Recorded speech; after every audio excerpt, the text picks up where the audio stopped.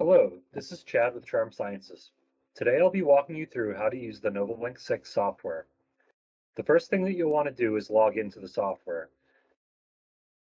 With a global admin username and password, the user has full access to the software.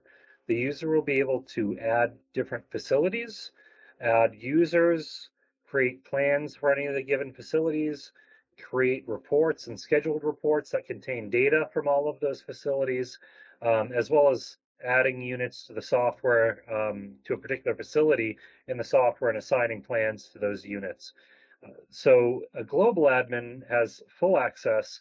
A global user, when they log in, they'd only be able to see the data. For example, you're looking at the dashboard of the software right now and the reports that come up automatically as part of the criteria we've selected.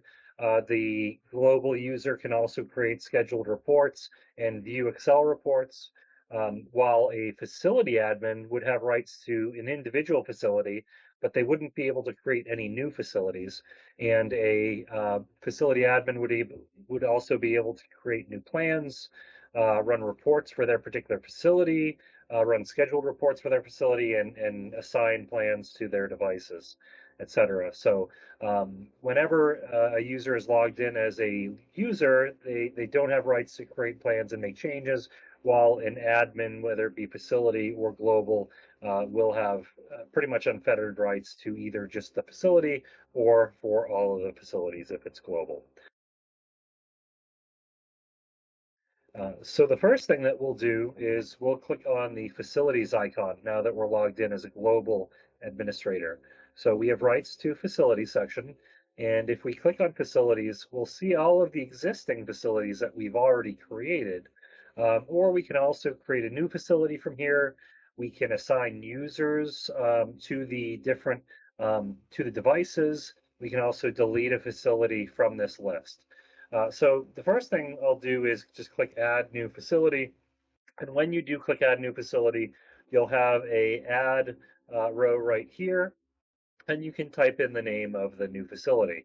So let's say this is a pizza factory. I can type in the name of the facility. This is how it's going to show up in the database. And whenever test points are downloaded, they're going to show up as coming from this particular facility.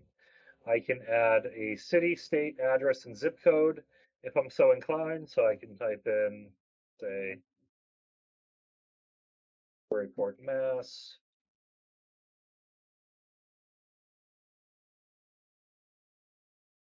Just type in a zip code here. So once I have all the information in, I click Save, and now that exists as a facility. Now the things I can do once I've added a new facility is I can create a user and then assign that user to the facility. Maybe that's a QA manager, or it's the sanitation manager, or supervisors that want to be added as the administrator for this particular account. That's how I'll do it, is I'll click on new user here, and then I can choose my facility from the list. So I can change this facility to the pizza factory, which I just created. I can type in a name. So maybe my username goes in here, and then my password followed by a first name and a last name in here and an email address. And then I'm going to assign them either as a facility admin, a facility user. So if I'm logged in here as a global administrator, I can assign them up to global administrator access. Since this user is just going to be the administrator at the particular site, I'm going to choose facility admin, and they'll be able to log in with their credentials. They'll be able to create plans, modify plans, assign plans to the devices that they've added to the software, etc. For is operator, right now it's checked off as no. If you want them to be added to the list of the unit when they run the tests, and you want to show up as their name having run the test, you can assign them as an operator and change that to yes. I'll just leave that for no right now. If you do select yes and change them to be an operator, you do have to put in an operator password. Password protection feature does not have to be used on the devices, and the default status is going to be off, even if you do choose is operator as yes. You'll still have to put an operator password in there. You can just type a generic password like 123 and then just save that particular operator. So now that that new user exists, I've assigned them to that particular facility. I could log in as that particular user, and then I would have rights to make changes to everything within that facility. So if I, for example, I'll close out of here. Actually, before I close out, I can click on Edit User. I can modify an existing user. Maybe somebody forgot their password. I can come in here and change that password and resave it, and that way I kind of unlock them from being able to use whatever password they've chosen. So delete user, that's the other option. I could always find the user I've created and click delete user. Maybe I don't want their name to be in here. It's going to ask me to type in the username to confirm deletion. So the username was right here. I'll type it in exactly as it appears and then type in confirm. And once I've done that, the user will be deleted from that list. The next thing that you could do as a facility administrator, we've already created the facility, we've added users and assigned those users to the particular facility. We can create plans. So if I click on plans, what's going to happen as a global administrator is I'm going to get a list of all the facilities that exist in the software. I can choose the particular facility that I want to make changes or make customizations for. So if I click, for example, Goodberry Bakery, maybe I want to create test plans in that one. I will click Submit once I've highlighted that. And then up here, I have the test plan editor. So under plan name, this is where I would type in the name of the plan. So maybe this is the roll line. So this is where we produce rolls. And I choose up here the test type. So right now it's selected as the pocket swap. This is the default test where all newly added locations are going to show up as this particular test. So if you're running the pocket swap test, you're going to leave that alone. Otherwise, maybe I'm running the allergene test. I'd select AG, H2OG for the water gene test, or field swab for the field swab test. And then, like I said, whenever you leave that default test type, if you type in a new location, it's going to show up with that default test type right there. The other thing that you can do is we have a default surface that's here. So right now, stainless steel is selected as the default. That would be the most commonly used surface in my plan. So if it's the most common surface that I have in my plan, I'll just leave it to stainless steel. Maybe over here I can type in the location. So I type in the first location. Maybe it is, and as I type in, you'll see that locations that I've already added to the database show up here under the predictive type mechanism. So if I type in R, it's going to bring up any locations with R in the name. So maybe that's not the particular location I wanted to add. I could type in roll pan, for example, and then press enter. Once I've typed that name in, that's a new location that hasn't yet been added to the database. And what's going to happen is it's going to appear in red. You'll notice that the default surface that we have up here is what's selected for this particular location. I have a surface limit of 0. That's just my current default limit for that particular surface type. I have my default test type right here. And you can always change the test type as well as you go. You select the individual cell you want to change, select the channel to change it to, and then you can change the test type. I'm going to leave this one to the pocket swap test right now. The other thing I can change right here is my location limit. If you want your location limit to supersede your surface limit, then you can put in a limit that's actually higher than the surface limit right here. And if it's filled in right here, it's going to use that particular location limit instead. Um, a common thing for this would be maybe if I've added an environmental location such as drain. I type in drain, I press enter. That location hasn't been added, so again, it's in red.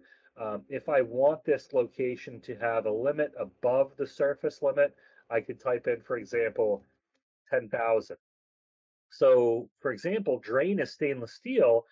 But my drain limit, I don't want to be zero. It's not a food contact area. I want it to have a higher limit than stainless steel. So if I put in 10,000, this limit of 10,000 is going to supersede the surface limit, and that's the limit that's going to be used in the software. Um, the other things that I can do is I can even type in a new surface type. So maybe my roll pan, maybe it's actually silicone. I can type in silicone in this field and it shows up as a red surface type.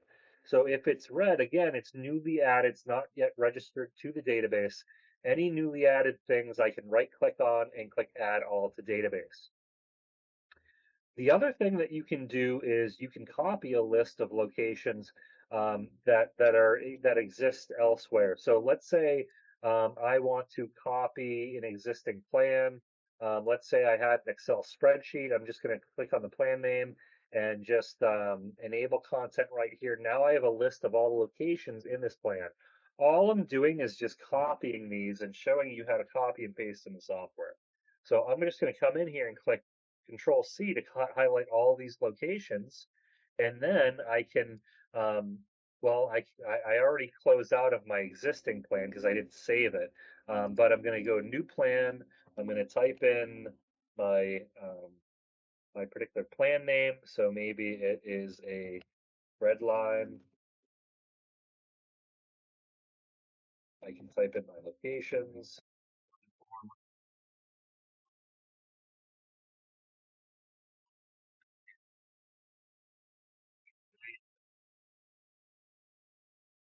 All these new locations show up in red. Let's say I also wanted to copy and paste a location.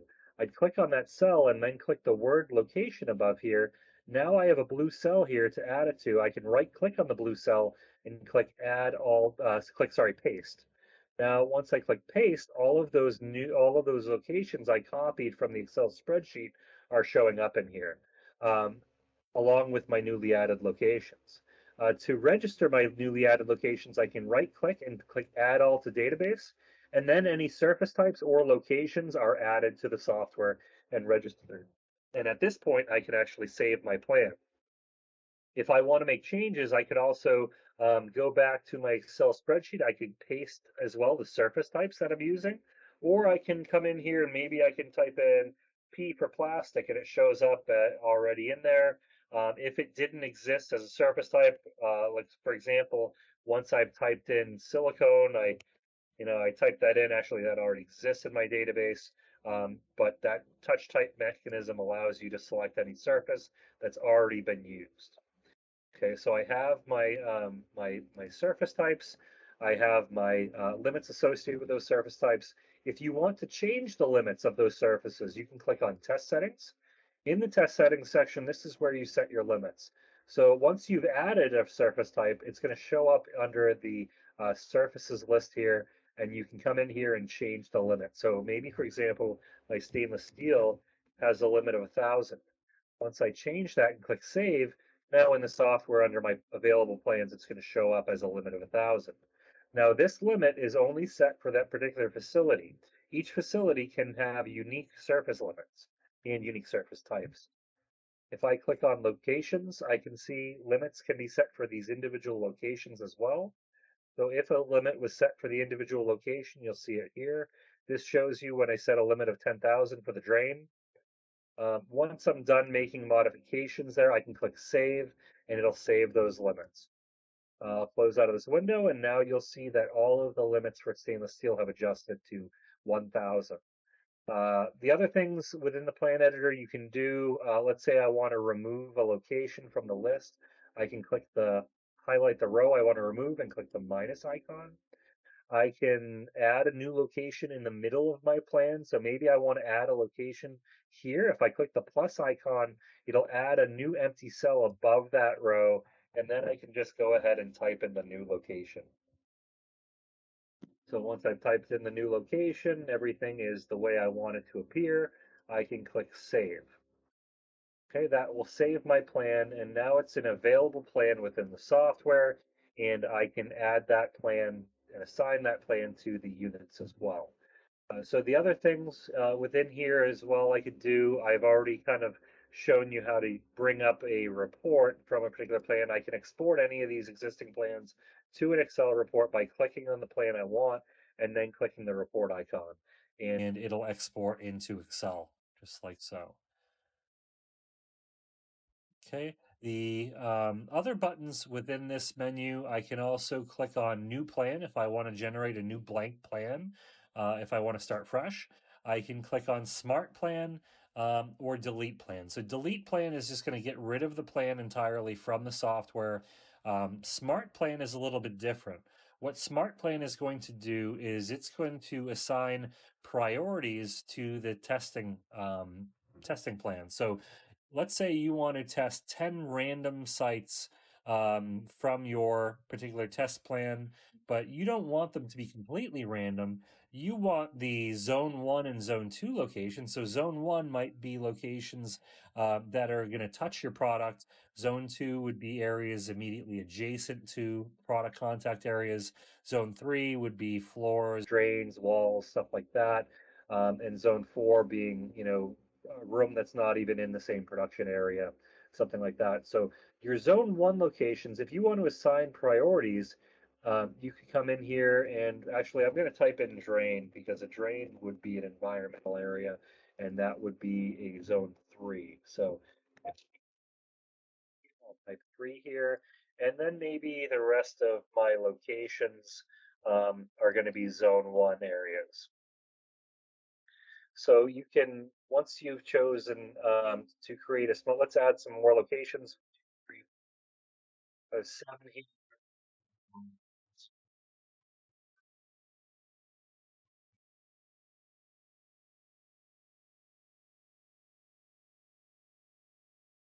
and maybe ceiling, I'll type it. So I've added those. I can, well, they're probably not going to be stainless steel, so this might be, say, for a wall, that might be, let's just call it plastic. And for a ceiling, let's just say maybe again, that's a plastic ceiling. We'll right click to add all to database. We'll register that newly added location, and then we'll click on Smart Plan. So in the Smart Plan section, my different choices are, and actually I have to first save that plan. I didn't save my plan before I went into Smart Plan. So always save the plan first, and then my Smart Plan will have all the locations I've added. So let's say I want to run maybe, let's say 2 tests a day. And I can tell the software instead, I could say number of tests per day that I want to run from each of these different priorities, or I can run it by percentages. So if I choose number of tests, maybe I want to run 3 of the zone 1 locations and maybe only 1 of the zone 3 locations every day. I'd come in here and select my starting and ending date of the particular smart plan. So right now it's going to run for a full week from the 22nd to the 1st. And if I click enter, it's going to create a smart plan and assign uh, me which tests I'm going to be running each day based on my choices. So I chose 3 zone 1 locations to run every day, and 1 of the zone 3 locations to run every day.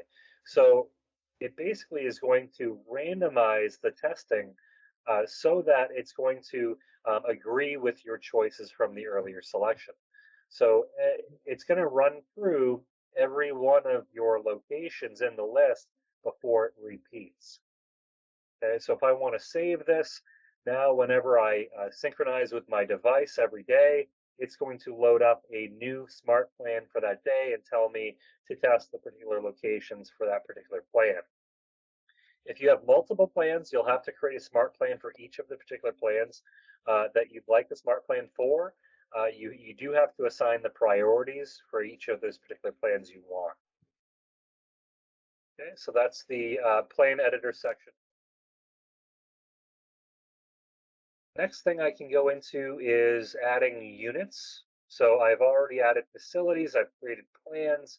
Now I want to register my units with my facility and with my software, and then I can assign plans to those units. So if I click on the Units tab, remember I'm logged in as a global administrator, so I'm seeing all of the facilities. It'll still be a similar look But for a facility administrator, you're only going to see your assigned facility, and you're only going to be able to add units to your assigned facility. If I click Add NL2X, in here I can type in the serial number of my device.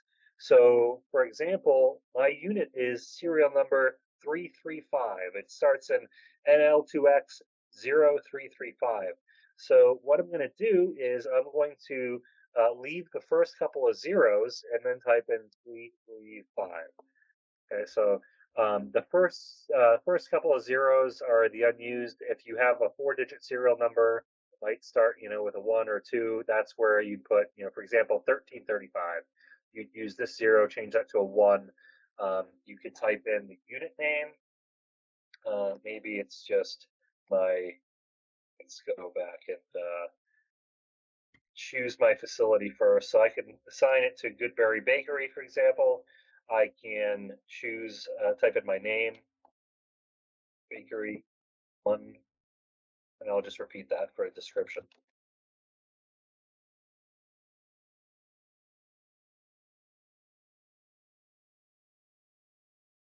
And it's really up to you on what you name or describe how you describe the unit. These are completely voluntary fields.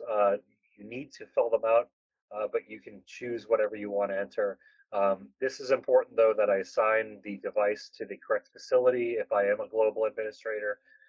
If I'm a facility administrator, this will be grayed out. I'll only be able to assign it to the particular facility that's grayed out with.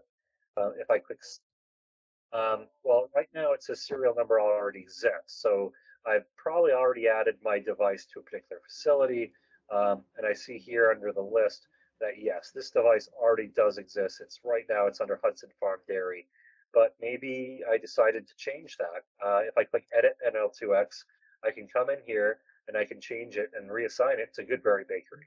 Again, this is a feature that you can only do when you're logged in as a global administrator. Once it's assigned to the particular facility, you'll have to have the global administrator change that if needed. So I'm just going to save it under the Goodberry Bakery facility, and now it's assigned to that particular facility that I've chosen. The other things that you can do within here, I've already gone to edit NL2X, but let's say I want to remove a device. Maybe we no longer have this unit at a particular facility. I would choose remove NL2X, and it's going to ask me to confirm the serial number that I want to delete. I'm just going to cancel out of here for now. I'm not going to go ahead and delete it. The other thing I can do is add what's called canned notes. So I can choose the facility as, again, I'm logged in as a global admin, so I can choose the facility that I'm making notes for. I'll click on the bakery and I can go ahead and add notes to this particular facility. So these are some canned notes that are typical to use in a plant. You might rewash a location.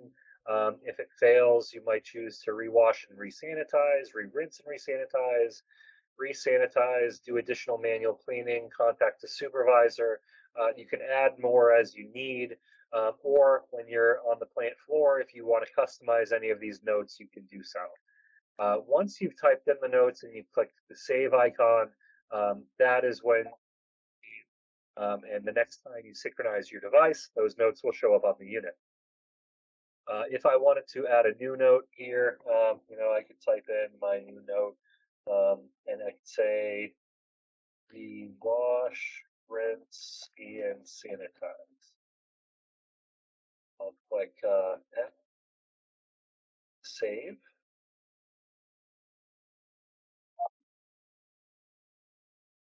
So I'll click add, and then I can save my notes, and that'll save.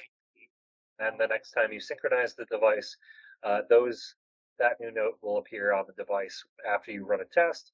You click the note field, and you can append a note to the test result. That's the units field where you can assign units to the different facilities.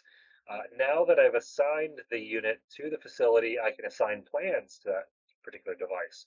So if I click assign plans, I can come in here and select my facility. When you're logged in as a global administrator, you'll see the selection for facilities, but if you're logged in as a facility admin, it'll go right to just the NL2X column. This will show you all of the devices that are registered to your facility or the facility that's highlighted over here. So I can select the unit that I want to assign plans to, and then here are all the available plans that I can add to the device. So if I click on a plan, hold down Control on my keyboard, and click on each plan that I want to add to the unit, what I do after this is I click on the right arrow, and all of those plans now show up under active. And if I save it, now anytime I synchronize with the software, either via USB or via wireless, any of the changes to these plans are going to make their way into the device. So the first time I synchronize, all of the plans are going to show up on that unit. And then from there, if I ever make any changes to these plans, if I add new operators, if I change the limits, anything like that, whenever I do a sync, and again, via wireless or USB, any of those changes are going to show up on the device. So after I've saved those plans, um, I close out of this section, and I can actually connect my device and do a USB sync. Or alternatively, you could always do a Wi-Fi sync. But right now, I'll turn on the device, show you what menus appear and what it looks like when you synchronize a device via USB. So the first thing that happens is once I turn on the device, you'll see that USB device connected is showing up. It's processing assays, and right now it says all test data has been saved to database. So at this point, the data has made its way into the database and been saved. And your option here is, do you want to erase test results from the instrument memory? Now, this is a good way. If you say no, you can keep the results on the instrument so that if you're ever worried about data, being lost or anything like that, you can verify it's in your database, verify that your database has been backed up before you choose the yes option. If you choose no, that data is still going to remain on the unit so that when you connect the next time, the data will be available for download. And let's say you're downloading to a new database, you're going to have all of those test results available for download. So I'll say no right now, and then it'll say preparing sync data, and continue with writing any of the planned locations, operators that I've added from the previous steps. So now that I'm connected, I see a couple of different things. I see a refresh option. So what that means is that there's probably new data that's been downloaded from that device. And if I click refresh, all of my dashboard graphs may update depending on what was downloaded from this instrument. So any new test results would show up on these dashboard graphs. I can click on disconnect if I want to disconnect it from USB. My other option is going to be to come in here and click on unit settings. So I click on the gear, click on unit settings, and then I can make some changes to the device. So this left menu over here, these are all basically preferences on the instrument. These can be accessed directly on the instrument by going into the settings screen on the device and going into preferences. You can allow for a second operator on the unit. So if you want to be able to run a test as operator 1 or operator 2, maybe operator 1 is the person that's doing the cleaning, and maybe operator 2 is the person that's doing the swabbing. You can actually keep track of both of those operators. I can enable wireless syncing in here. I can turn on or off the calibration verification menu. Maybe I want to turn that on because calibration verification is something I want to do regularly. I can allow for multiple test types on the device. Shuffle. If I turn shuffle on, that's going to randomize the locations within each given plan on each given day.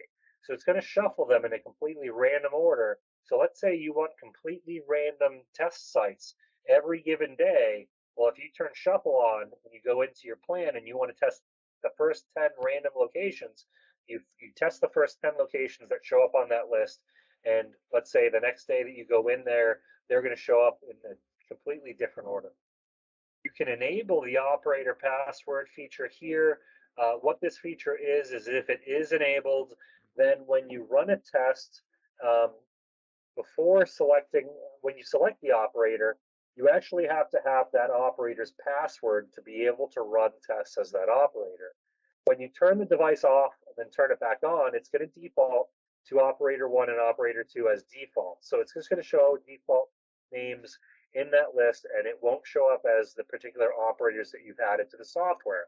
So if you want those operators password protected, you turn this feature on, and they have to have the operator password punched in before they run tests as that particular operator. The retest feature icon is for running a retest on the device. If you get a failure and want to retest locations and have those locations show up in a retest list, you'd press on. Otherwise, if you don't want to have a retest list show up, you just click off. Miscellaneous, that's for the miscellaneous notes section. You can add notes to a test result before you actually run the location. This is a good way of making use of the unit as your personal clipboard. Maybe you want to make a note of the location that it was actually dirty, it was visibly dirty, or it was pitted, cracked, or corroded.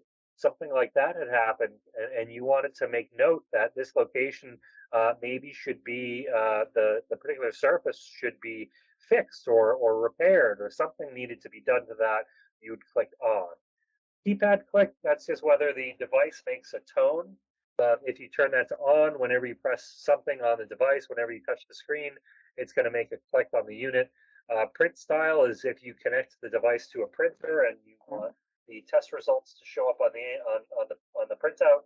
You could change the print style number from 1 to 2 to 3 based on how detailed you want that printout to be.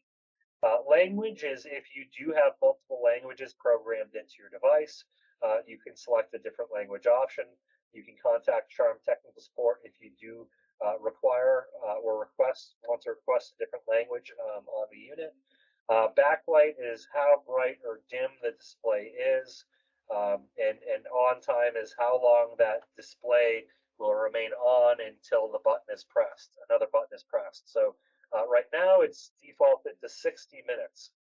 If I choose never off, it will never turn off unless I press and hold the off button on the top of the instrument.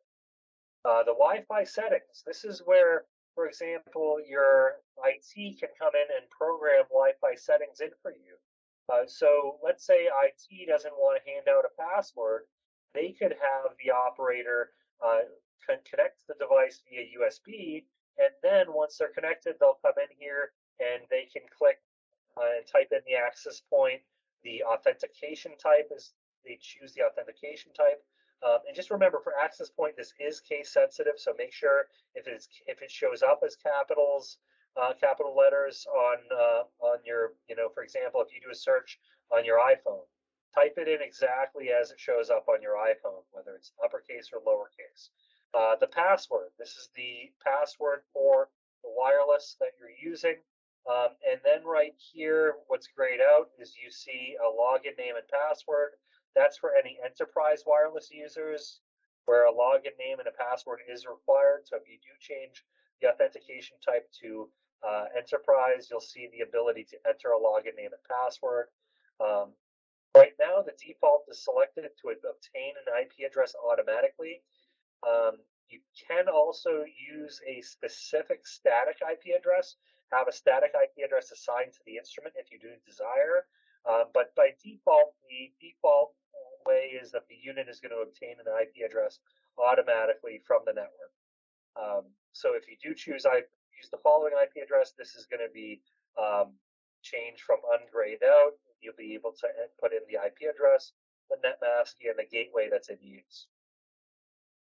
For the sync server is actually the IP address of the server that's running the software. So there's a couple of different installation options, and if you choose an installation option where your server is the same as your particular computer, well, this sync server is the IP address of whatever is running the software as a server. So wherever you've chosen to do the server install, this is the IP address of that machine. Sync port, you can put in the port that you're syncing with here. The default on the device is 444. That's also the default on the software, so you can leave it to 444 if you'd like, or if you have a specific sync port that is to be used, that's what you'll put in this field. Once you click save, all of those settings will be saved to the instrument. I'm going to just go back to sync port 80 because that's what I use, and I'm going to resave. Once you put in those details, and you press save, all of that information is going to save into the instrument.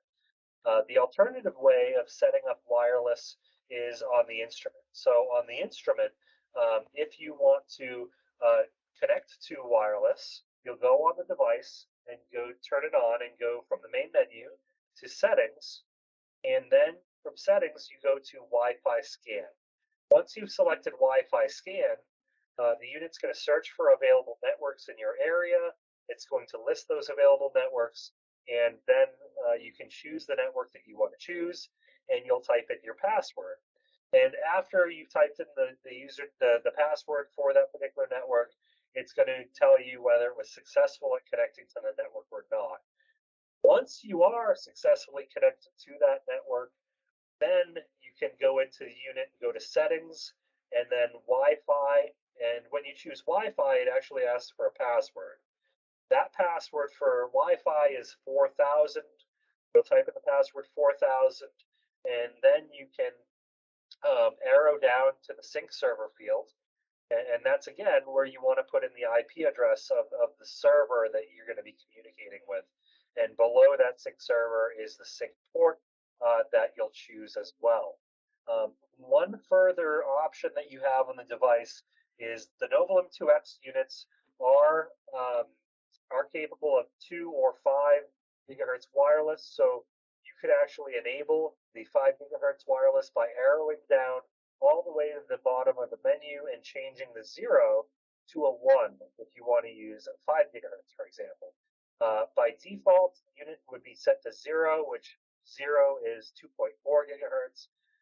So those are the different settings you can change on the instrument.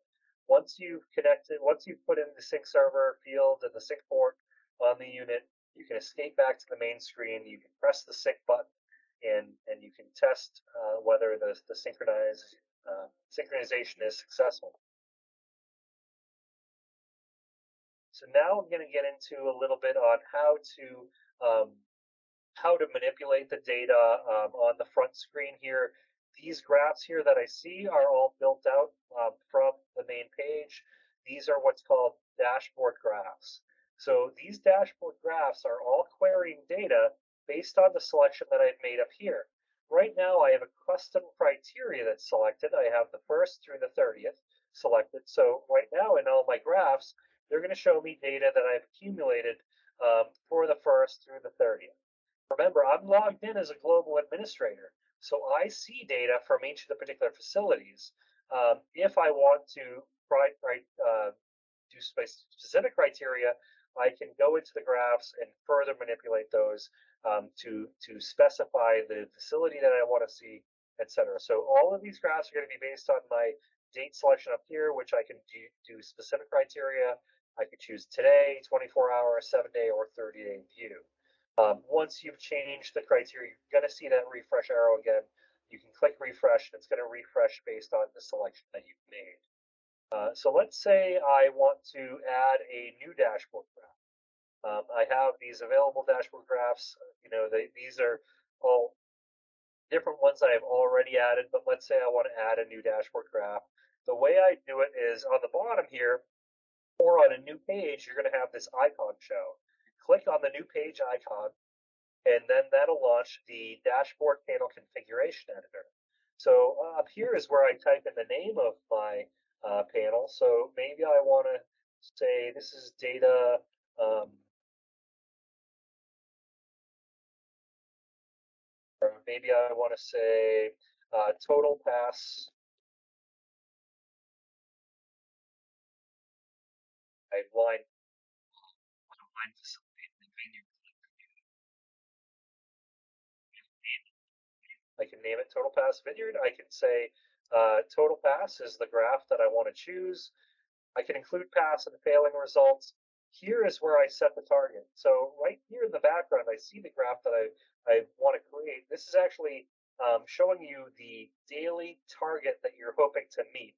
So if I choose 85%, I'm hoping, or I'm really have a goal that's set that I want 85% or more of the tests that I run every day to pass.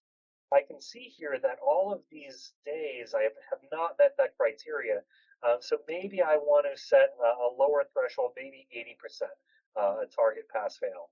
And your graph is going to tell you how many days you met that criteria and how many days you failed that particular criteria. Height is the size of my graph, so if I change that, I can make my graph appear larger on this display. Up here, I can add what's called either a group or an expression. An expression is essentially a filter. And if I choose, for example, I can filter out my facility ID. So maybe I only want to see data from my vineyard. I can choose facility ID equals vineyard, and now when I save it, only data from the vineyard is going to show up in um, this particular panel. So now I come down here, I can wait for this to refresh, and then I'll have a dashboard that's created specifically for that vineyard view. So I can see how well we did each particular day. All right, now we're meeting that pass-fail criteria that we've set of 80%. We're meeting that on 4 different days. Still not the best, but you can set your pass-fail criteria based on what you hope to achieve, and from week to week, you hope to see the difference and see the improvements. So once these are all, once you've created the graph, the other things that you can do within the software is I can click the eye icon. If I click on the eye icon, I can see the particular facility, all of the data that's going into that particular graph. So I can see this is all from Tulsa Vineyard because that's how I filtered it. I can see my plan name, the date and time, the location that was tested, what the result was, pass, fail, kind of all of the details for that particular test, for that particular assay. I see them all in this field. I can click up here to go back and make modifications to this dashboard graph. Maybe I also want to add another expression and another filter to this. And let's say I only want to see data from a certain plan. I can go in here and change the plan to equal whatever particular location, whatever particular plan I want to see. So maybe I want to see data only from the vineyard and the bottling room. I can state that my name of my graph, and then I'll choose the bottling room, and now only data from that bottling room is going to show up.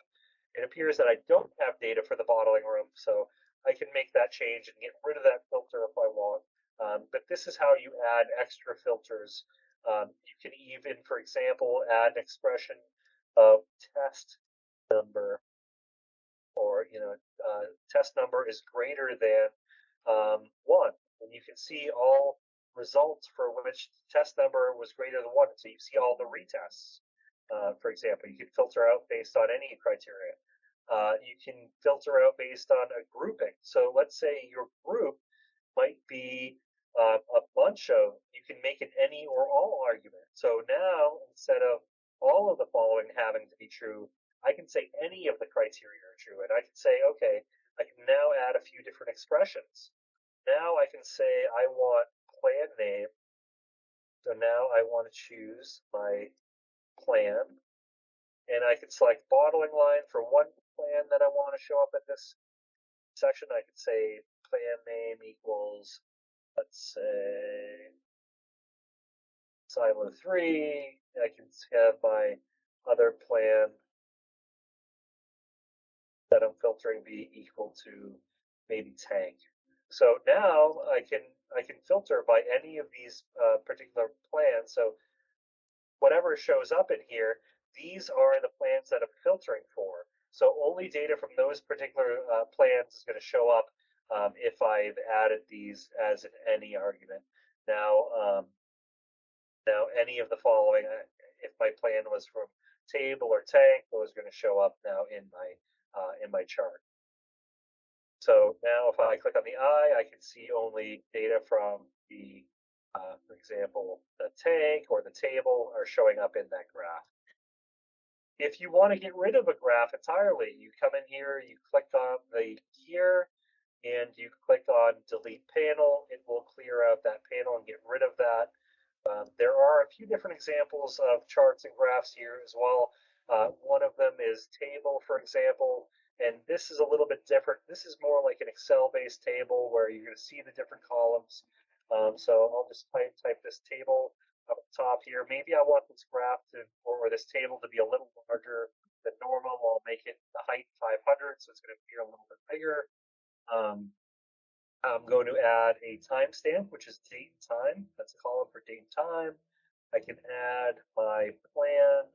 Maybe I want to add a location. I want to keep track of my result. Maybe whether it was pass or fail. I can keep track of the surface type, who ran the test, maybe what test number it was, and what facility it came from. So if I select those different criteria, now I'm going to have a chart at the bottom of my page here, and I'm going to see the different selections I've chosen. Again, you can filter out, and add different expressions to the graph to really make that graph appear the way you want on that dashboard. You see it's a little bit bigger. That's because I changed the size to 500. I made it a little bit bigger, but I do see kind of almost like a Excel-based table with all of my different selections here. And again, I click on the here, make further modifications to this. I can even change the text size to make it appear bigger type if I need to. If it's maybe too small for my eyes, increase that text size as needed. And again, I can add an expression. Maybe I want my facility ID, for example. I want to see only data for the bakery. So if I click save, now it's going to filter based on data for that particular facility. So again, all of these dashboard, you can add as many of these different dashboard graphs as needed. Um, you can create them to be very specific to what you're looking for. Another thing I can do with this one in table, like test number, I see now 1, 2, or 3. This is whether it was the first test run, whether it was the second test run, or the third. Well, maybe I want to keep track of retests, and I want to see if a location that failed 3 times or more. So if I click up in here, I can add an expression to this, and I can say I want my test number to be, and I can change equals to greater than, and I can change it to 2. So any test number greater than 2 now is going to be filtered out. And you're only going to see results that have failed 3 or more times. So, a location that's failed 5 times, I really should investigate this particular location to see why did we need to keep recleaning this. Maybe it was something that's this tank right here. Maybe it's really worn and it was cleaned incorrectly with stainless steel stainless steel scrubbies. Well, now it's really worn and it's not lending itself to be cleaned very well. Maybe that's why the test number, is 5, and I'm having to re-clean this 5 particular times before I get a passing result. So this graph would be, or this chart would be very helpful to show you those locations that have failed 3 or more times, to focus efforts on locations that really need to be addressed. So that's the dashboard report section. Another section that we have is called scheduled reports. The scheduled reports section has to be set up prior to use by your IT department, and they'll need to put in the SMTP email relay server information into the novaLink server and populate the correct information so that we can have these scheduled reports sent out correctly. Once that's been done, and once it's been configured, you'll have access to send scheduled reports on whatever frequency to whatever users within your organization you need. They can also be sent outside the organization if needed. So you can send those emails to basically whatever email address you need. So here, I already have pre-created reports. For example, if I want to go into my weekly sanitation report, I come in here and I see that my report is created to run. It's created to run every Saturday. It's a weekly report. So up here I have, first and foremost, I have my name, the name of the report. So it's called Weekly Sanitation Report. I can add my email addresses in here. So if I want to add a new email address to this list, do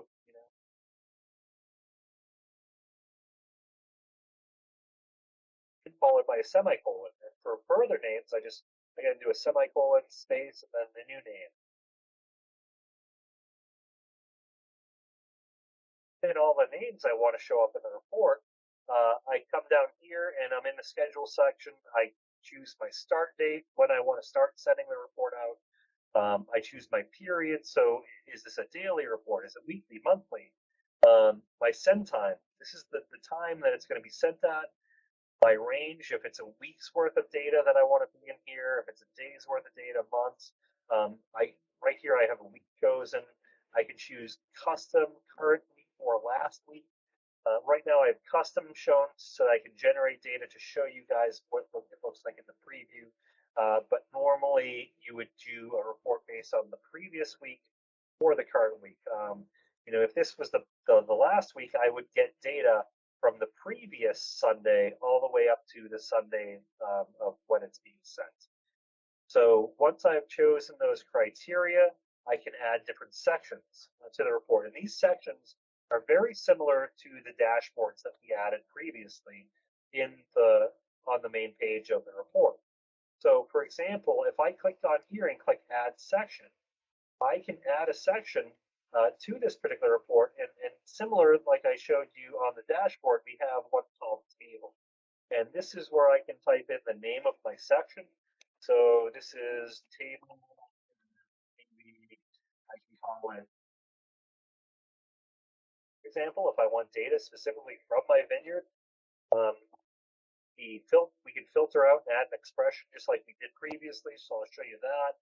But what we'll do is we'll change criteria here, and we can actually have it represent in a few different ways. So right now, remember, I'm logged in as a global administrator. So if I'm logged in as a global administrator, I have rights to all data from all facilities. So maybe as a corporate user, I want to group data and have a different table. I want to show the tables for each of the different facilities. I can change my group by here to group by facility ID, and then I'm going to get a table for each of the facility IDs that I have in my database. So if I come in here, I'm going to add timestamp, which is date and time. I'm going to choose plan. I'm going to choose location, maybe results, pass fail. I can have a notes section if there were notes on the particular data points that I wanted to see. I can track my operators, my test numbers. I can even, as shown previously, I can filter by test number, add expression, and filter out tests that have failed more than 2 times. So I can see that, if I choose test number, say test number greater than 2, and only test greater than 2 are going to show up in here. If I click save right now, it's going to save my criteria.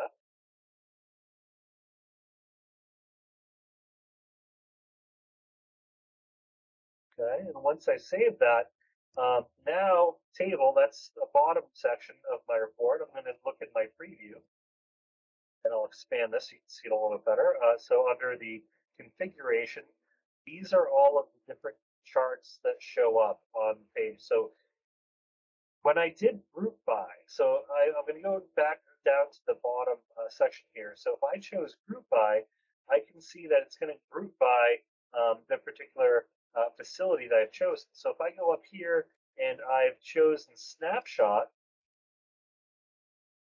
I'm going to double click on snapshot so I can see that section.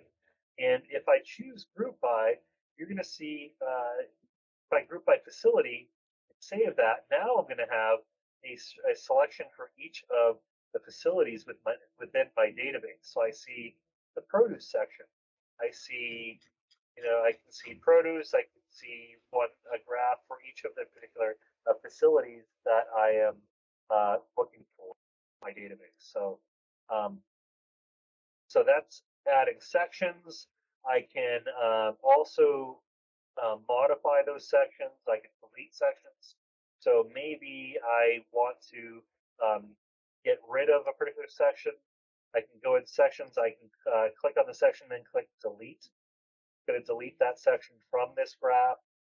So maybe I want to get rid of this table as well. I'll delete it from there. Um, Go back into section. The other things that you can do under section, in addition to grouping by a facility ID, you can start a section on each new page. So if you choose that, each new section that you've added, each new section will show up on its own page. You can start a grouping on each new page. So if you have a separate graph, a separate grouping of data, you can have that grouping show up in each of the different pages that you'd like.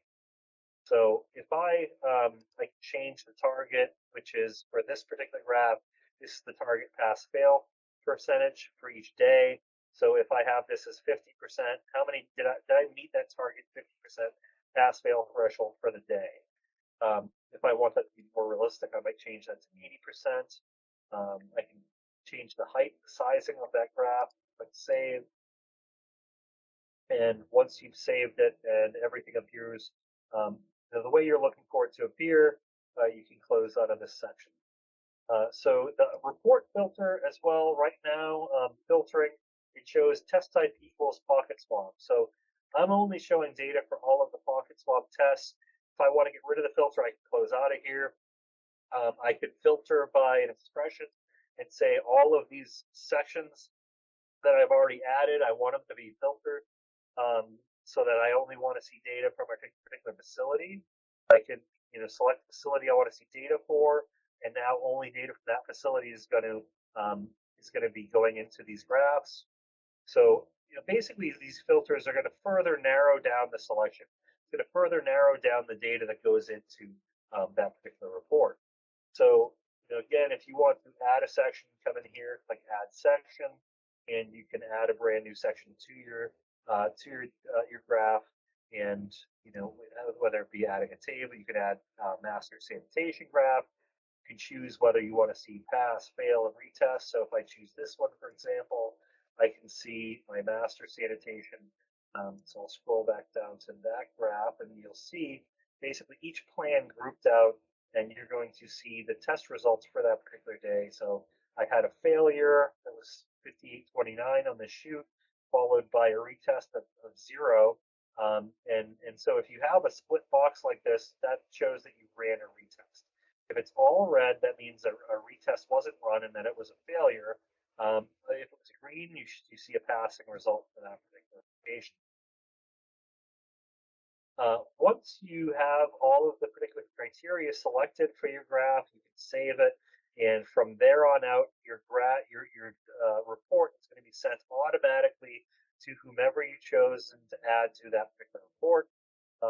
If I click this icon right here, so now I'm highlighted on this report.